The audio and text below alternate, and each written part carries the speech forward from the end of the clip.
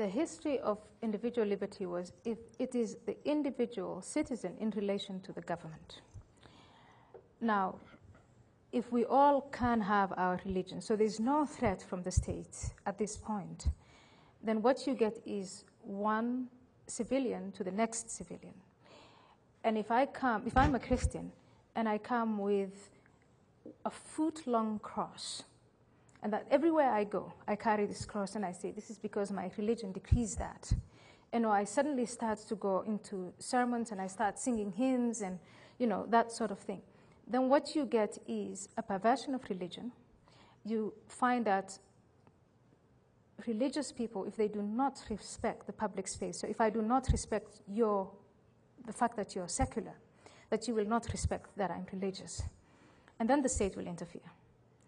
And if you want to have a maximum of individual liberty, the best you can do is keep the state out as much as possible. Mm-hmm. Because when the state comes in, you're going to get uniform rule. And then you're bound to get this. Now, I'm not saying that in this case Britain has done better than France or France has done better than the British, but in all over Europe, and I think also the United States, people have not explained, or the message hasn't gone through to Muslim minorities especially. And Islam is very different because Islam, unlike other religions, it's an every minute religion. It's an every second religion. It's an every hour religion. And one has to make very clear to every Muslim individual who comes to a liberal state where there is separation of church, there is something called the public space, where we would prefer to have no religion. If that message gets across to Muslim individuals, and I trust that they're going to understand that and respect it, then we have no problem. But that attempt has never been made because when Muslims first came to Europe, and I think partly to the United States, that coincided with when all these notions of multiculturalism and all these were in. This was the fashionable thing to do. And so turning this back is more difficult because rights once you've given have become entitlements, and it's very difficult to take away entitlements. Right. And so now you have to go and preach the coming 30 years about not only rights but also obligations. Right. You say your faith. Let me just check the microphones. I promised I would do that. Nobody there. Well, okay. Since you sprinted, I'll let you ask it. The microphone doesn't seem to be on. Is that better? Yeah. Very much better. We were observing that you could really look at most religions and find something draconian in any religion that people would use as an excuse to commit acts of violence. And I wonder if you could speak more specifically about what it is in the Islamic religion that you think foments terrorism, because I think it's an interesting, I'm curious, and also I think there's a lot of Muslims who would argue that no, in fact, if you really are abiding by the precepts of the Quran, you would never commit an act of terrorism, and that this is aberrant. So I wonder if you could be more specific about that. Mm-hmm. Well, I want to say that there are a lot of Muslims who will not commit any act of terrorism. I think, fortunately, the majority of Muslims today will not commit acts of terrorism.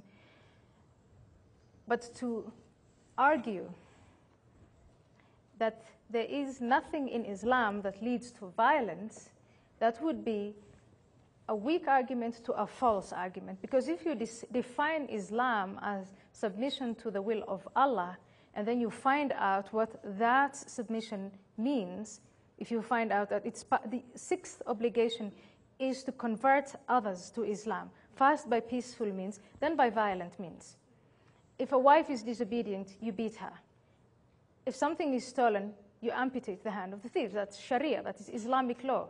The country, the Muslim country, the Vatican City of Islam, Saudi Arabia, has Sharia and enforces these laws.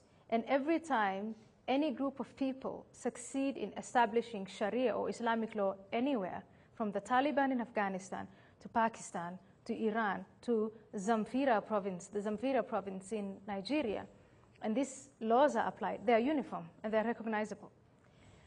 So then Islam is a violence. You can't argue and get away with it that it's not a violent religion. Then you say, but what about Judaism? What about Christianity? Now, adherents of these religions over the centuries have been pacified to understand and accept the separation of the divine and the worldly. So we can now elect every 4 years in the United States a secular president.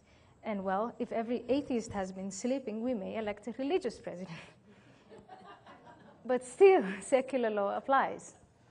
Secular law applies. Now, nowhere in the Muslim world has that profound pacification of Islam taken place. And I think that is the difference.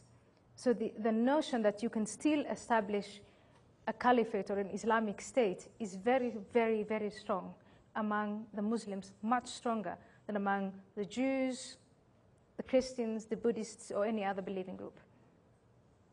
Okay, thank you. We have another question over here. Is this working? Yes. First of all, I would like to congratulate you on your courage. I am about a third of the way through your book, Infidel, and in reading about the brutality you suffered as a child, and now that you have, so to speak, turned your back on Islam, I'm wondering, first of all, are your parents still living? And if so, do you still have contact with them and your family, and what do they think? In other words, what price have you paid personally for the stand you have taken? My parents are living, and I hope well. I've not had contact with my father since 2004, with my mother since 2003, with my brother New Year's Eve and New Year.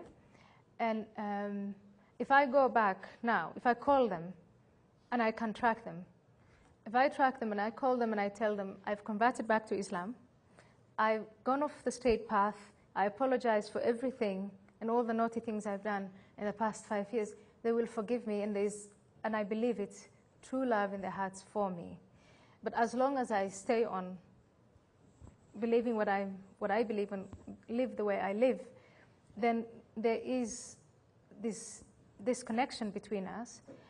Now, for me personally, that's very sad, and it's a very high price.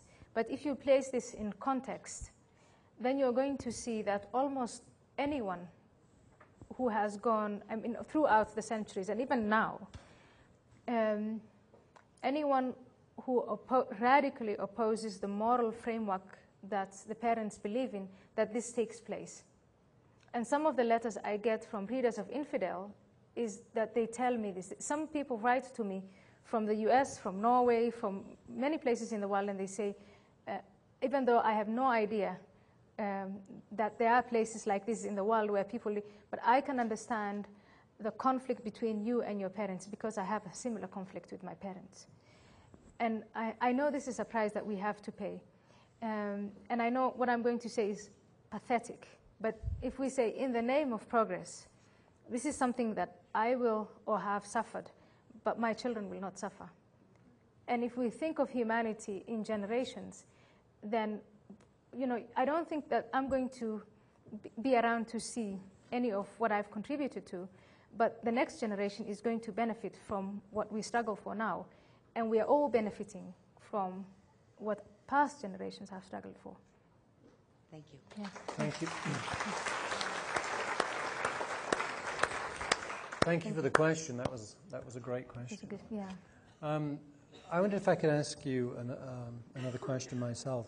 There's a debate in the US, something of a debate, as you've probably noticed, on the question of whether it's right to frame America's present national security problem and the issue of terrorism as a war on terror. A lot of people argue that is it's a mistake to frame it that way, that it leads to bad policies, and essentially it makes people more afraid than they need to be about this problem, and induces a kind of intellectual paralysis. Yeah. I'm just curious to know what you think about that term, war on terror, and whether you approve of it or disapprove of it.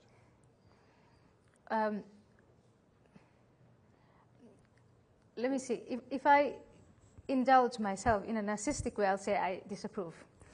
If I put myself in the shoes of whoever invented the war on terror, I would say American foreign policy today, I would just typify it as being very honest, because America wants to be good, to be found to be good. There's a lot of anti-Americanism going on in the world. The image of America as the remaining superpower since 1989 is one of what are they going to do with this absolute power corrupt, so what are they going to do with it? Are we going to be punished, and so on and so forth.